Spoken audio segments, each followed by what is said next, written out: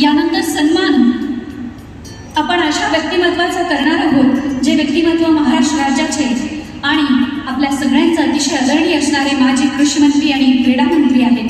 अर्थातच मी जसं सुरुवातीलाच म्हणाले तसं ज्यांच्या नावामध्येच दुसरं रत्न अर्थातच नावच माणिक ज्यांच्या नावामध्ये आहे असे माननीय माणिकरावजी कोकाटे यांना सन्मानित करणार आहोत. सलग 5 वेळा आमदार म्हणून निवडून येऊन आपल्या मतदारसंघातील जनप्रिय नेता म्हणून सर्वश्रुत आहेत. पदवीधर असणारे आणि ज्यांच्या नावातच माणिक रत्न सामावलेले आहे असं व्यक्तिमत्व आजच्या सोहळ्यासाठी खास उपस्थित आहेत.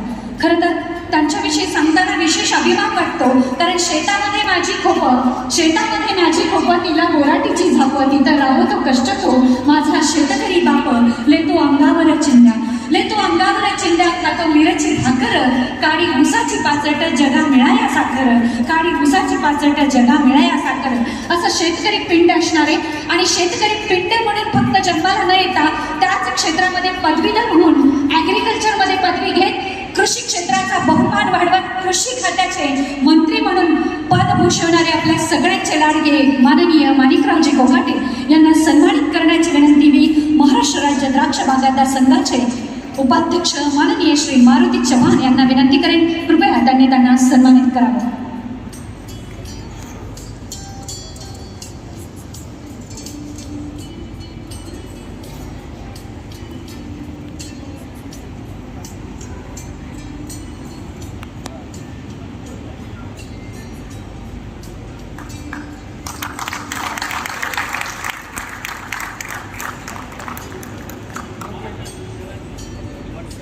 धन्यवाद.